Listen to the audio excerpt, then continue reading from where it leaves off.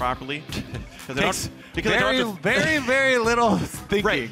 It's not that like Nidalee is like too mechanically complex. It's that I don't have to think about jungling, so I can think about actually the things that make junglers good, like map awareness and wards and stuff, which I can't do if it's hard to play the champion at all. So Thresh coming through here for Smoothie.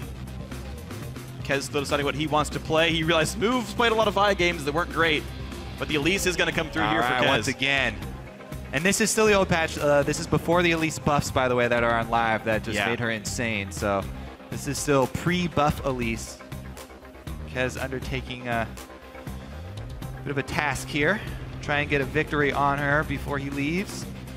That Thresh lock-in, though, Smoothie had an amazing game yesterday. He set up everything for the team. Plus, he had so many saves with lanterns.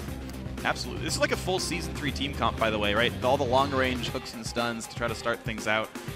And you hope things work out afterwards if you can land that stun combo. We're going to see if that happens here. Gravity to make their choices. FuFuu has been a great Shen support throughout time. Keane has been hit and miss on his mid-rumble. They're going to lock that one in. Of course, it is still a flex pick for Hauntzer and Keane here. Gravity going to choose to leave themselves with options.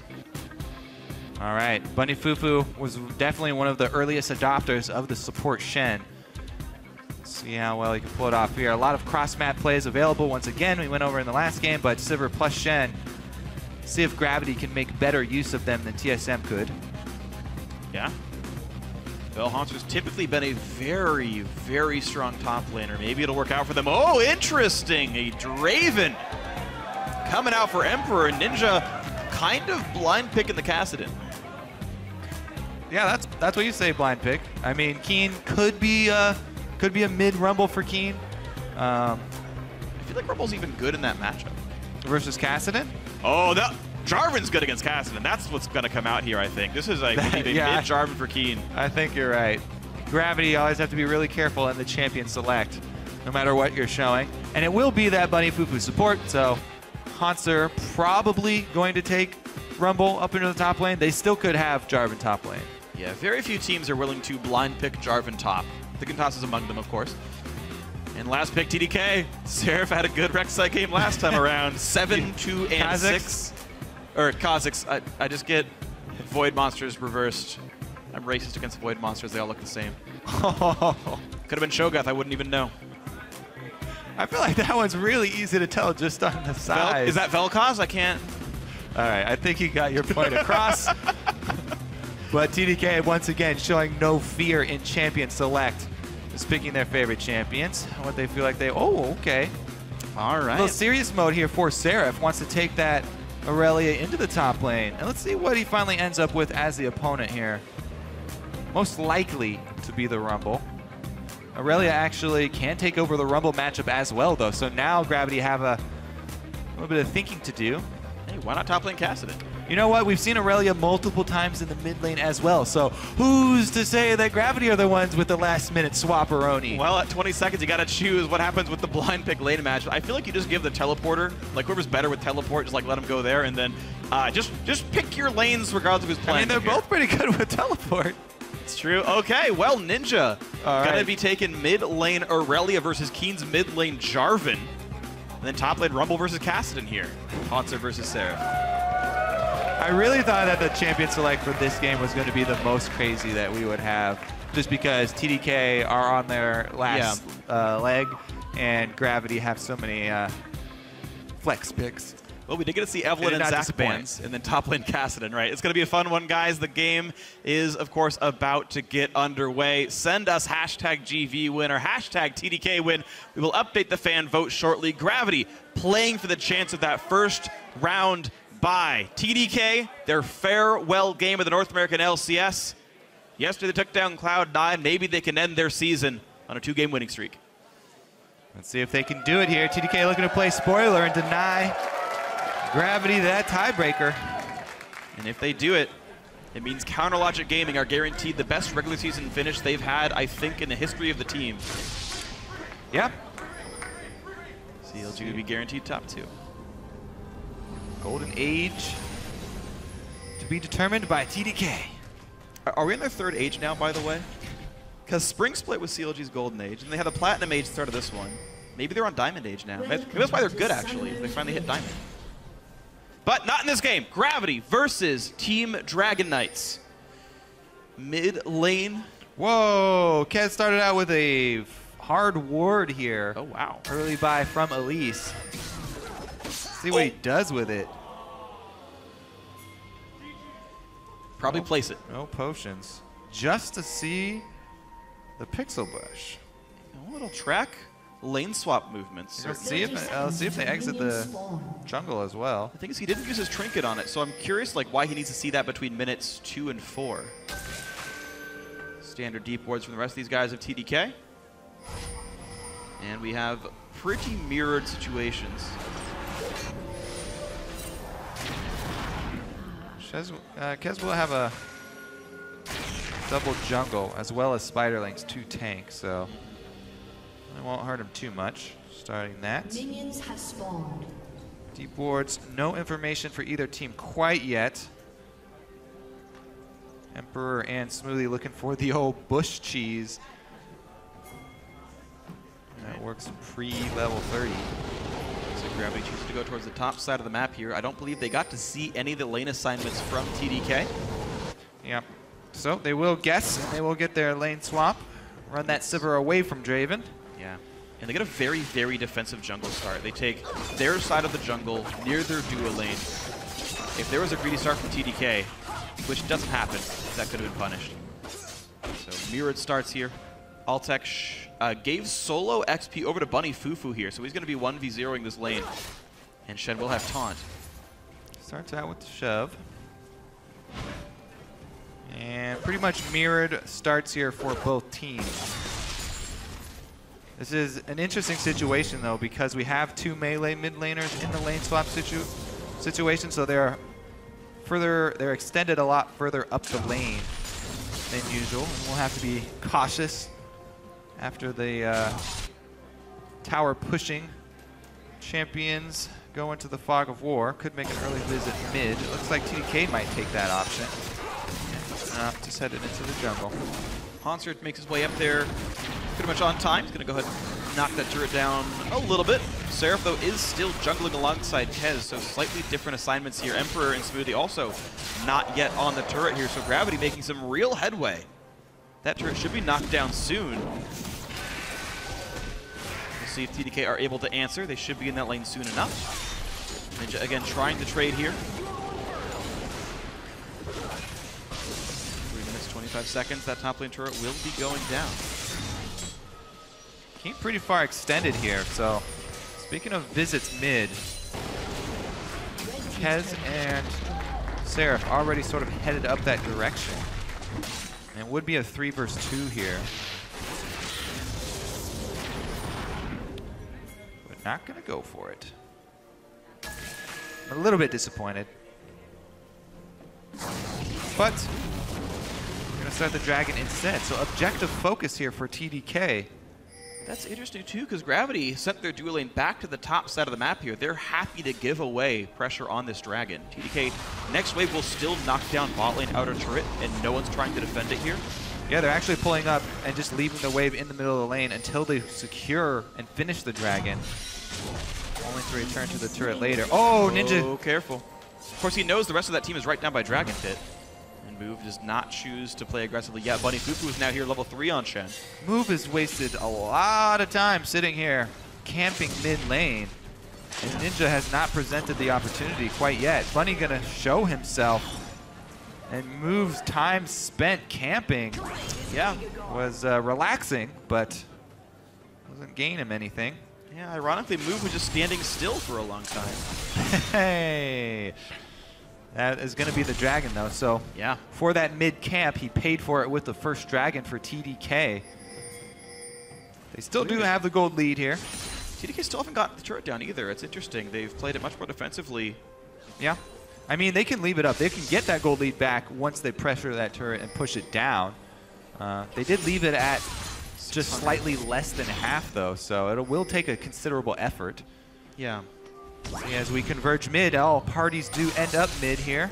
Here's everyone. Ninja wants to fight, but be careful. There's the rest of the team. The hook onto Bunny FuFuu. Ninja jumps back to a minion to try to run away. Takes a lantern. Beautiful by Smoothie and Co. to get him out. 2 flashes burned for the escape, but he gets out. Whew.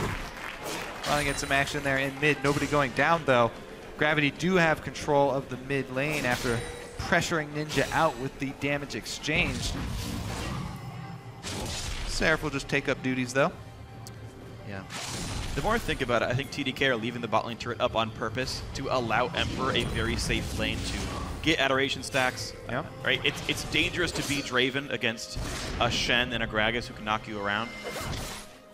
And he's going to get a BF sword in about 2 waves, and then maybe he'll find a good matchup for himself. Altec actually pretty far behind, down 17 CS and bought a Doran's Blade, so Sivir will not be able to fight back cleanly at all. Yeah, he's up to over 120 stacks right now for Emperor. Constantly throwing both of his spinny axes. And he's got to play a big wave. They'll probably take the turret on this push. Jump out ahead in gold, ahead in dragons. All things going really well for TDK once again. Will this be a 2-0 week for the Dragon Knights? The back-to-back spoilers. And the new lineup started the season and ended the season with a win. Maybe. The middle part, we'll just ignore that one. Forget weeks 6 through 8. But yeah, bot lane turret goes down. 300 gold lead, 7 minutes in.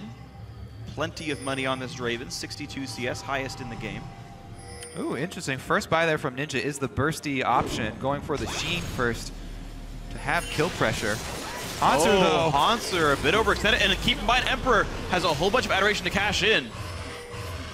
Hauntzer walks through a ward. Cocoon's going to land. Do they have the burst? There's the hook. Can they give Draven the kill? They're going to try, and they let him get it. Plus 352. Adoration secured. 2,800 gold in inventory. He's 1,000 gold ahead of Altec now. Gosh. After that single first blood kill for Emperor. 750 gold worth of first blood and he's going worth of farm. He's going the Bloodthirster Rush Beast Mode Draven build, where you just take on all attackers and continue to auto attack. All right. Well, this could easily be a game all about Draven here.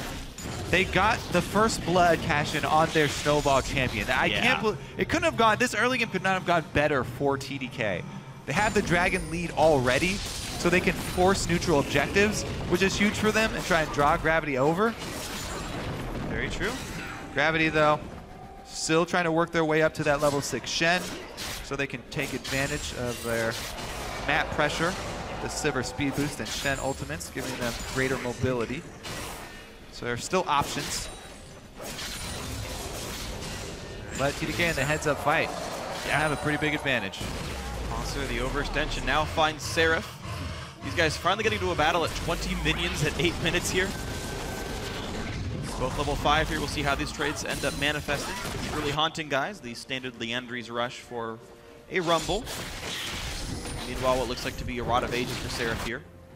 Started late, of course, with all the gold denial, but should be serviceable. Move not yet on a sight stone. Just trying to get Cinderhook challenging smite and trying to find an aggressive play by Kez, but he's nowhere around. Kez just short circuits it. Heads topside. Yep, he's gonna get in position here. He'll see Gets Move. revealed. Move spends so much time in this river. Yeah.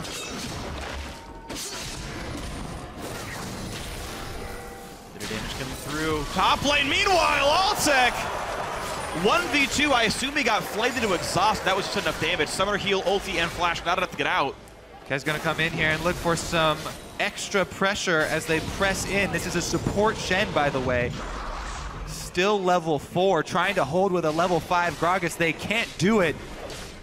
And TDK's duo lane with the solo kill on or it's technically a duo, but Yeah. he just literally auto attacks him down. All he needed was the flay and a couple of spinning axes in the back. Exhausted of the walking flay. Altec never spell shielded, so the flay knocked him in. Rough stuff there. Altec. He's got a BF sword for himself. He's got some damage back, but this is a very scary Draven here. Bloodthirster done at 10 minutes. good luck dealing with him. Keane does have a team map for himself, so going for a different build from what we saw from Gamsu, where he was rushing Youmu's. Yeah.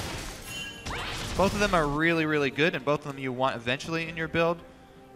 But Keane is going to have the earlier wave clear with the Tiamat, rather than the all-in burst potential with his Ghostblade Rush. Still a decent amount of all-in burst as well. Yeah. With that build. Oh, absolutely. Get an extra active, extra AD ratio. It's basically Luden's Echo of AD champions, right? Wrong. What? Doesn't give you any move speed. Okay, fine. It gives you AoE clear and an extra AD ratio. Dragon here, number 2 at 11 minutes. Pretty good pace here for TDK. Should be able to take it really easily. Wherever Emperor is on the map, TDK have an immense amount of control. He can probably 2v1 people at this point. Yeah. A lot of runaway pings. Guys, Draven's here. Hide. Even Kez needs to be afraid. Don't get too close, man. Seraph getting free farm up on top with Kassadin. Kez still getting deep vision. Early sight zone priority for him. Once again on Elise. Providing wards for Emperor and Smoothie in the bottom lane. Trying to use their advantage. Bunny and Altec had a sneak attack planned. A side brush. But TDK will not press up, and holding on to this ginormous early game lead for themselves. Yeah, 3,000 at 12 minutes is definitely a sizable margin. Emperor and Smoothie lurk in the shadows on top. Some nice semi-aggressive pink wards. I doubt Keane is going to go in for this. At most, he will use his lance to try and CS if one gets too low and will die in a minute. So. I've never seen EQ without a jungler. Yeah, so I really seriously doubt he would ever extend himself for a gank opportunity. He clears the waves away, and they go back and forth. Now, with all the time the Emperor's been running around the map, though, he's actually started to fall behind in minions here. It's now Emperor who holds the CS lead. He gets back to the bot side. He's been left solo a lot, so this Draven's going to snowball level-wise, which is good because both his Q and W have really big level incentives. So level 13 is actually an important level for Draven. He's going to go well on his way there. Smoothie's still not level 6, 13 minutes into the game. That's fine. He has lanterns and hooks. Only needs level 3 to do his full job. Move will lose his Raptor buff. Sightstone already in for Kez, who's just got an assist to his name. Move still hasn't had the extra vision just yet. Seraph was still able to get almost the about 12.5-minute Rod of Ages completion too, though. That's solid. Especially for a lane swap Kassadin, that's just fine and dandy. He'll be stacking up while Draven is enough power currently on the field for them to hold. Back up to 91 adoration here, so another 240 bonus gold for his next victim. He's already cashed in twice. I mean, just a very, very scary Draven, as you mentioned him. But the question is, TDK, they won the last game against C9 just in a big game of chaos where they just got big team fights. And yeah, well, it was off of another big play from Emperor. Yeah. To get that final team fight win. Initiating on Lucian, frontline 80 carries, Phreak. Feel like you perfect. Feel like you can relate. Yeah. Except walking a hooks keep your support alive. Except the Emperor was able to win with it. Oh, Seraph jumps in. All right, I think I didn't hear that. They're happy with the flash. They see the good cavalry on the way. Good flash away. So Shen stays alive.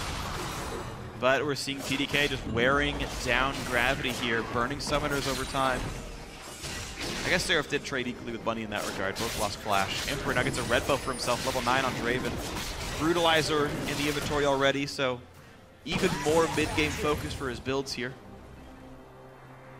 Gravity just have to play the safe scaling game. We've got a long way to go. And Hauntzer actually shortcuts the Leandries and gets the Sork Shoots done.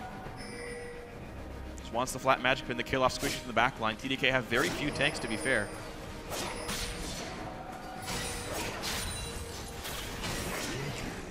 Black Cleaver second for Keane, so another departure in build. It's actually much more team fight brawler based than the individual target burst that flat armor can give you. And he will shred armor for Sivir. Emperor looks to 1v1 the mid laner. Makes Keane run for his life. Kez had gone Sightstone before Cinderhulk, and allows him to get a lot of deep wards down. In fact, TDK able to watch a couple of the different jungle exits. There are not the same number of deep wards here for Gravity, so the vision game is being won by TDK so far. Dragon number 3 comes up in 1 minute 20. And that might have to be given away.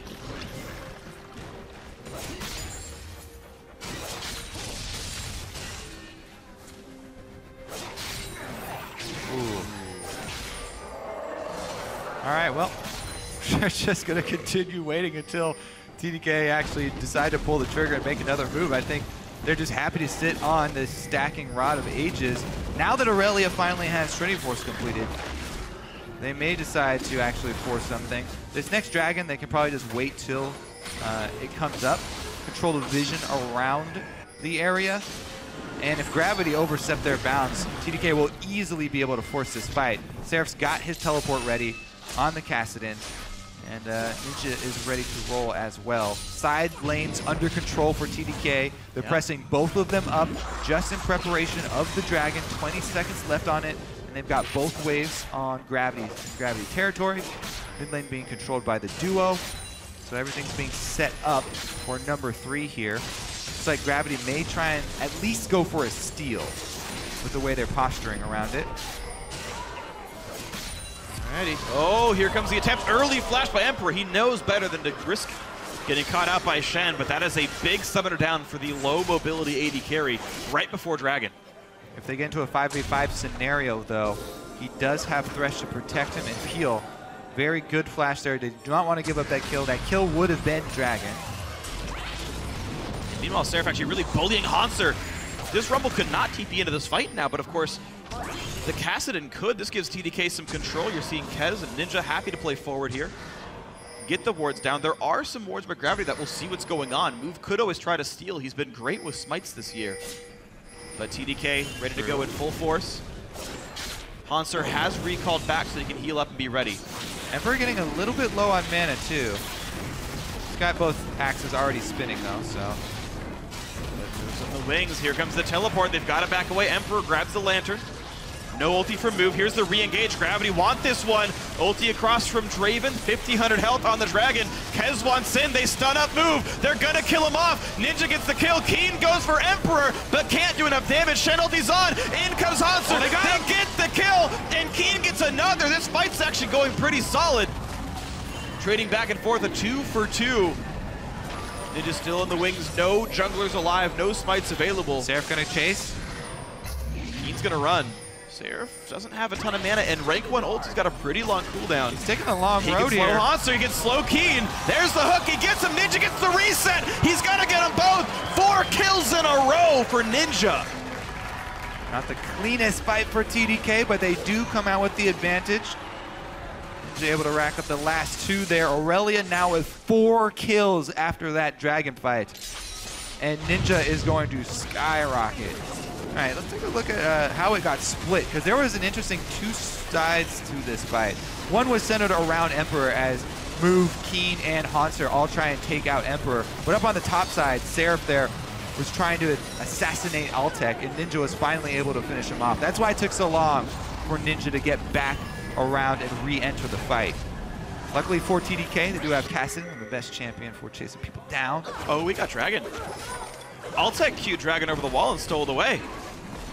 So a slick steal for Altec here. TDK had the numbers lead, couldn't smite it right. Kez did smite and smote early, it looks like. It's well just done. This Gravity team. Yeah. Good at stealing. Doesn't matter if you're 0 and 2. It seems like if you die more, your steals get better.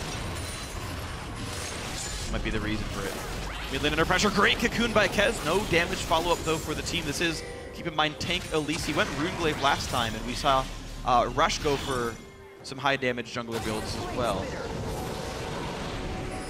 Actually, I don't remember if it was Runeglaive Elise last time. I could be wrong in that one. Yeah. I might be wrong.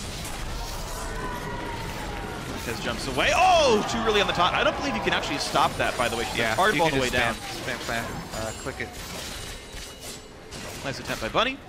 Good escape. Kez and Smoothie continues to have these savior lanterns. Oh, misses the flay. Nobody saw that. I did. Everybody saw that. Everybody saw that. All right, 4 people mid here for Gravity. Seraph, once again, still has his teleport because he didn't have to use it in that dragon fight. He just walked down. So teleport advantage in the favor of TDK still, if they want to try and make one of those cross-map plays. Plenty of wards from Gravity up through the mid jungle, the mid river here, towards the red buff jungle. Yeah. Solid wards on both sides from what I can see. Gravity really want to be able to pull off their hot pot combo with the Jarvan plus Rumble ultimates to try and trap Emperor and burn him down, though. That's the goal. While he doesn't have flash, he's very, very vulnerable to the Jarvan and Rumble combo, who can be put into position by a Sivir speed boost. So it's almost too bad that Gravity don't have an easy Abyssal Scepter user that's not Rumble here, just to be a front liner that lowers everyone's MR for the equalizer here. I mean, you could do it on Gragas. Yeah, if you really wanted to, but since you go Cinderhole, health is just so good for him. Definitely agree. He's got another Ruby Crystal to go in with his Ninja Tabby and Sight Stone, so move on the way towards a Cowl or a Randuin's, it looks like. This game actually going fairly slow for yeah, for a TDK game. Yeah, for a TDK game, they've been very methodical. Their approach. That Dragon number 3 steal is actually a huge deal, though. Oh! Once again, Elise into Thresh. He dodges it all again. Gravity try to stop the Elise Lantern. With Sivir ultimate down, that's actually really big, and TDK want to re-engage. Gragas holds down 2. Here comes the push and then move it half. A nice taunt. They got Emperor. They found Emperor. He's got a flash away. Equalizer on top. There's the hot pot. And it looks like TDK is hungry, though. They go in on this one. 2 kills picked up already. A third now. Ninja gets rid of the spell shield maybe a bit early, but Altec still running for his life.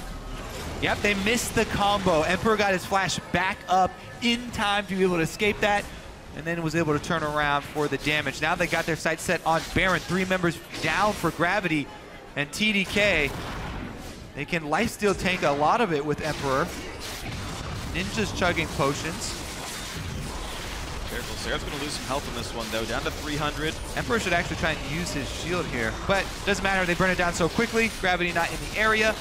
They're going to be able to get that Baron. Huge for them to try and take down the second line of turrets, because it's very difficult for them otherwise.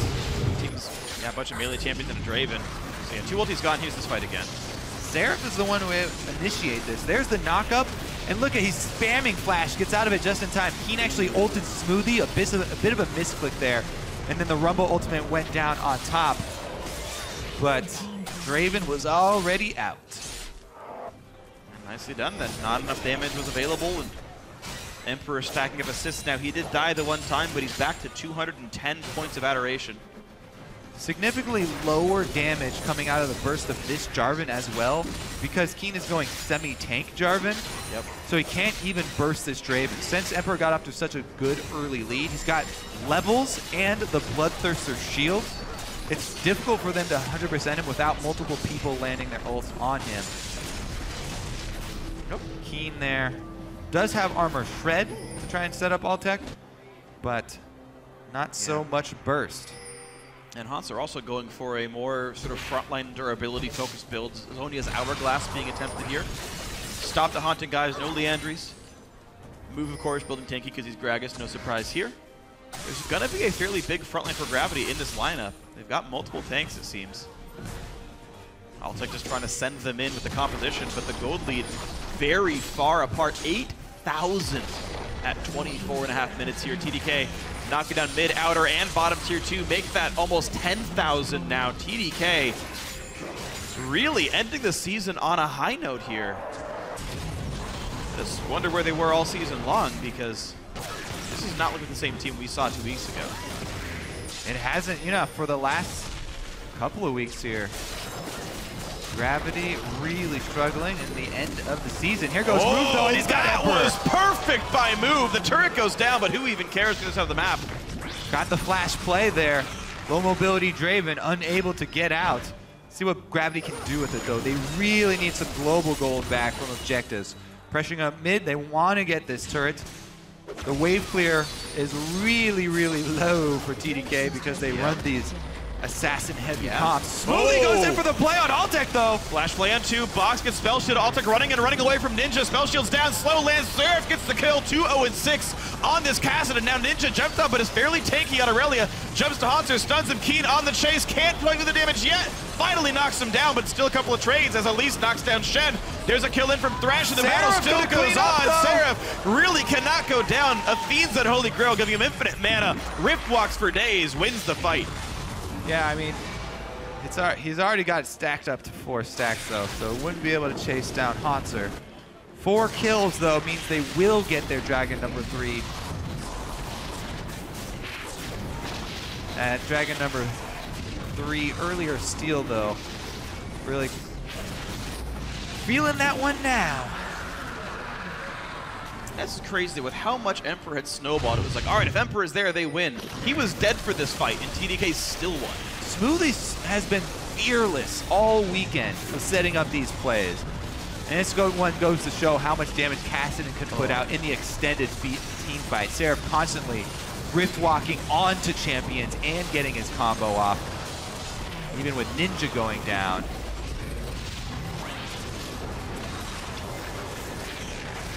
That was actually a terrible equalizer from Hauntzer. It's very hard for him to land it on this team. With Emperor's not there, like Emperor is his main target. Sure. Because he's the one who's easy to keep in place. But Kez and Seraph able to get out of it really easily, and Irelia dashed there from Ninja as well. Yeah. Could have been better placed to begin with, but yeah, also easier for them to get off. So Seraph doing an interesting build. It's very mana regen heavy. I do like the idea of Athene's Roa. Letting him, it's basically a Rift Walk sort of churn you down build. As long as you get the reset, you have enough mana to keep spamming it. Yeah. Killer Assist will give you a ton of mana, but here comes the chase in towards Seraph. Dodges the taunt. Puts the slow in, Rift Walk is in, but there's the knockup. Rift Walk knockout for another second. Goes down, a crit from Altec. There's the shutdown, but Emperor on the other side of the map. They will not stop the recalls. He will not knock his turret down. Yeah, they can get back in time. That Rumble ult is just to clear the wave. Actually misses the front line here a little bit. Yeah, there's no chance on this one, though. TDK won't be able to get anything out of this, so good kill for Gravity. Ooh, weird recalls here, actually. Altec stays top lane. Gragas recalls late. Now Altec runs down. Mid lane under fire. TDK, though, do not go for it. They are missing Seraph for 12 seconds. He would not be able to TP in time. Dragon Knights play it safely, but we still sit at a 10,000 gold lead. Gravity have found individual picks once in a while, mostly from Move, to be honest. But it's a drop in the bucket. They're 10,000 gold down. Exactly.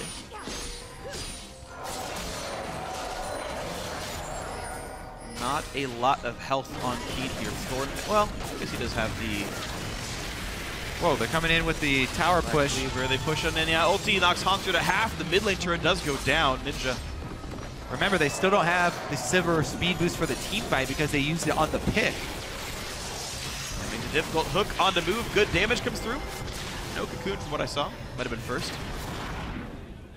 And out goes TDK. Next Dragon, a while to go. Baron's up at a minute 5. This could probably be rushed down by TDK or used to bait a fight that they could win. A very tanky Elise in the front lines going for a, actually ability power item. This might be a late Leandries. Not sure what else he'd build off of the Amplifying Tome. Doesn't make Riley's anymore.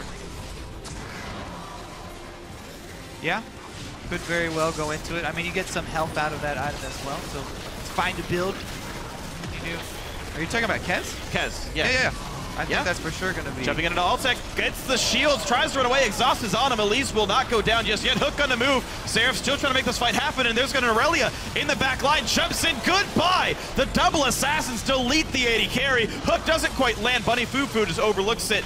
Going to pick him up quickly. Double kill here for Seraph on the Kassadin. TDK looking to make it a 2-0 week for themselves, ending their LCS time on a very, very high note. Yeah.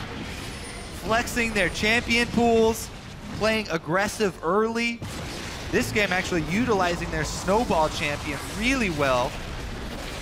The Emperor on Draven going 6-1-5 here by 30 minutes, and this is going to be another Baron over to TDK. Wow. They already got all the outer turrets down on the last one. This time it's going to be inhibitors. Team Dragon Knights, man. This is a good fight for them. And the Irelia flank, they timed pretty well for it to come in. Front line takes it for a while. Finally, Ninja comes in. And then just, what do you do as Sivir up against Kassadin and Irelia? You can't peel them away enough. There's no poke from the team, really, from Gravity. They have to kind of let the fight start. It's all melee champions with a Sivir, so the shortest range comp literally possible, at least in the standard meta. And Gravity just kind of have to let these guys destroy their best persistent damage dealer. Yeah. Speaking of Irelia, that was the 6-1-5 that I was looking at. Yeah. Ninja on Irelia. Yeah. And he's gone with a 2-item offensive build as well. Oh, wow. There's a debate. A lot of people swap back and forth depending on how the game is going. If you want to go Trinity Force into full tank, or add that Blade of the Ruined King in there. Obviously, with the way that TDK are playing, gonna go with the 2 offensive items, and it's paid off for him. Now they're gonna be able to get the inhibitor turret pretty easily here. Move goes in by himself. Big knock-in, they're gonna look for Emperor. Keane tries, but he gets hooked out by Smoothie, the savior of his back line. A pickup for Draven, the dive on in. Ninja forces the Zonias, he wants Hauntzer. Seraph gets it, Seraph gets another. Double kills across the board here, and this could be the game-winning push. Team Dragon Knights ending Gravity's hope for a playoff bye. How's that for playing spoiler in the last week? TDK end their season with 3 wins and a 2-0 final week. Seraph also gets the end with the Flash Zonia statue play for himself. Will be remembered. And the first thing I have to say is, where would TDK be if they had this lineup the whole time? They were 0-9 with the subs, they were 3-6 with this roster, and they were getting better over time. Yep. If they played another 9 games against the LCS teams, if you just did the averages, they'd be tied for 7th right now. They'd have 6 wins. If they improved, they'd be maybe a playoff. You got to get all your players into the country. I know. And work eligible being a big one, of course. Yeah, well, unfortunately for Team Dragon Knights, it came in too late. They have locked into 10th, even though they're only 1 win behind enemy esports. 3-4 in that regard. Wasn't enough for them. TDK will be heading to the Challenger season next year. Gravity will have to succumb to only having 13 wins, I believe. 12 wins. 12 wins for Gravity, and they will end things, honestly, on a large number of losses. The last 2 weeks, 1-3. Gravity's only win over Team 8.